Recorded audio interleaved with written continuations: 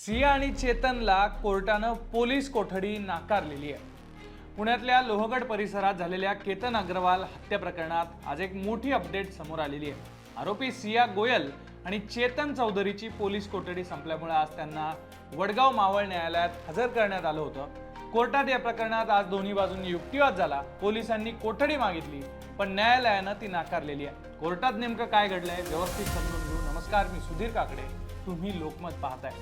सिया आणि चेतन यांना यापूर्वीच्या सुनावणीत 5 दिवसांची पोलीस कोठडी सुनावण्यात आलेली होती आणि त्यामुळे गेले 5 दिवस ते पोलिसांच्या ताब्यात होते। या काळात तपास यंत्रणांनी पोलिसांनी महत्त्वाचे पुरावे गोळा केल्याचा दावा कोर्टात केलेला आहे। पोलिसांनी सांगितलं की त्यांनी घटनास्थळाचा पंचनामा केलाय, आरोपींनी जिथं सराव केला त्या ठिकाणाचा पंचनामा केलाय आणि फाडून टाकलेल्या पासपोर्टशी संबंधित एका ठिकाणाचा सुद्धा पंचनामा केलेला आहे। याशिवाय आरोपींचे कपडे जप्त करण्यात आलेले आहेत, त्यांच्या मोबाईल मधला डिलीट केलेला डेटा सुद्धा आता रिकव्हर करण्यात आलेला आहे। तपास अधिकाऱ्यांनी कोर्टाला सांगितलं की आरोपींच्या मोबाईल मधून जो डेटा डिलीट केलेला होता तो डेटा मिळालेला आहे आणि त्यामध्ये काही सांकेतिक भाषा वापरून निक नेमचा वापर करून संवाद साधण्यात आलेला आहे। त्यामुळे या संभाषणाचा नेमका अर्थ काय, या कटात आणखी कोणी आहे का याचा तपास आता पोलिसांना करायचा आहे। तसंच प्रत्यक्षदर्शी साक्षीदारांना आरोपींसमोर बसवून चौकशी करायची आहे असं सांगत पोलिसांनी आणखी 3 दिवसांच्या कोठडीची मागणी केली होती। सरकारी वकिलांनीही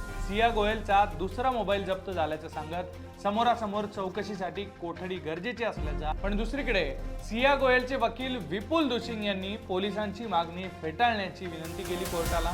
ते म्हणाले की सिया तपासात पूर्ण सहकार्य करते, पोलिसांनी ज्या मोबाईलचा उल्लेख केलाय तो आधीच जप्त झालाय, फक्त मेसेजचा अर्थ लावण्यासाठी किंवा सांकेतिक चिन्हांची पडताळणी करण्यासाठी पोलीस कोठडी मागणं ही कायदेशीर दृष्ट्या योग्य नाहीये। विशेष म्हणजे केतन अग्रवाल यांच्या वकिलांनी सुद्धा कोर्टाच्या निदर्शनास आणून दिलं की पोलिसांकडे फक्त शक्यता आणि संशय आहेत, ठोस कारणांशिवाय कोठडी वाढवणं हे योग्य नाहीये आणि अखेर न्यायालयानं पोलीस कोठडीची मागणी फेटाळलेली आहे आणि आरोपींना न्यायालयीन कोठडीत पाठवण्याचे आदेश न्यायालयाने दिले।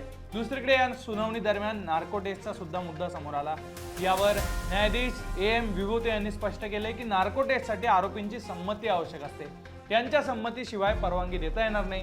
यावर सरकारी वकिलांनी सध्या नार्को टेस्टची गरज नसल्याचं सुद्धा मेन्शन केलेलं आहे। चेतनच्या वकिलांनी या सुनावणीनंतर माध्यमांशी संवाद साधलाय, ते काय म्हणाले ऐका। आज या दोन्ही आरोपींना सन्माननीय विभूते कोर्टापुढं तिसऱ्या रिमांडसाठी प्रेझेंट केलं होतं, पण एकंदरच इन्व्हेस्टिगेशन मधली प्रोग्रेस नसल्यामुळं आणि कुठलंही व्हॅलिड कारण नसल्यामुळं सन्माननीय विभूते साहेबांनी या दोन्ही आरोपींना MCR कस्टडीमध्ये आज घेतलेलं।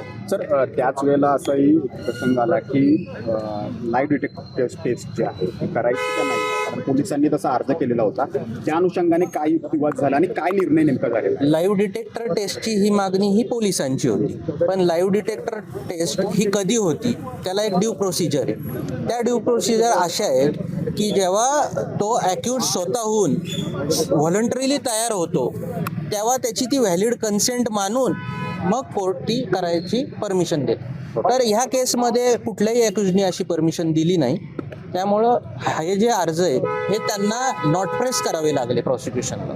म्हणजे आता ते अर्ज टेनेबलच नाही आहेत आत्ताच्याकडे, they have been not pressed by the prosecution. कोणत्या आधारावरती रिमांड ते 3 दिवसाची मागत होते आणि ती का संयुक्तिक वाटत नव्हती? रिमांडची कारणं अशी होती, आज जी जुनी कारणं होती ती डेटा रिट्राईव्ह करायचा, तेच कारणं परत आली आणि आमची प्रोग्रेस अशी आहे ह्याच्यामध्ये की आम्ही काही तिसऱ्या एक व्यक्ती आहे त्याचा एक मेसेज होता, तर तो पण आम्हाला हे करायचं, तर ती काय व्हॅलिड मागणी नव्हती। ग्राउंड सफिशियंट नसल्यामुळे पोलीस कोठडी एक्सटेंड केली नाही।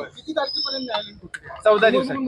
सर, सिया आणि चेतननी अजून एका व्यक्तीशी संवाद साधला होता याविषयी, असं काही सरकारमध्ये कुठल्याही प्रकारे त्याचा उल्लेख नाही। तर अशा या सगळ्या घडामोडी आहेत 3 जुलैच्या या सुनावणी दरम्यान घडलेल्या आहेत, पण सिया आणि चेतन खाली। तर अशा या सगळ्या घडामोडी 3 जुलै दरम्यानच्या या सुनावणी दरम्यान घडलेल्या आरोपी सिया आणि चेतन यांना न्यायालयीन कोठडीत पाठवण्यात आलेलं आहे। पण सियाचे वकील विपुल दुसिंग यांनी या प्रकरणात माध्यमांशी संवाद साधताना केलेलं एक वक्तव्य फार महत्त्वाचं आहे। या प्रकरणात प्रत्यक्ष साक्षीदारच नाही आहेत, त्यामुळे पोलिसांसमोर तपास करून ही केस न्यायालयासमोर व्यवस्थित सादर करण्याचं मोठं आव्हान असणार आहे। एकूणच या संपूर्ण प्रकरणावर तुम्हाला नेमकं काय वाटतं ते तुम्ही कमेंट बॉक्समध्ये नक्की लिहा आणि अशाच घडामोडी जाणून घेण्यासाठी तुम्ही लोकमत पाहत राहा.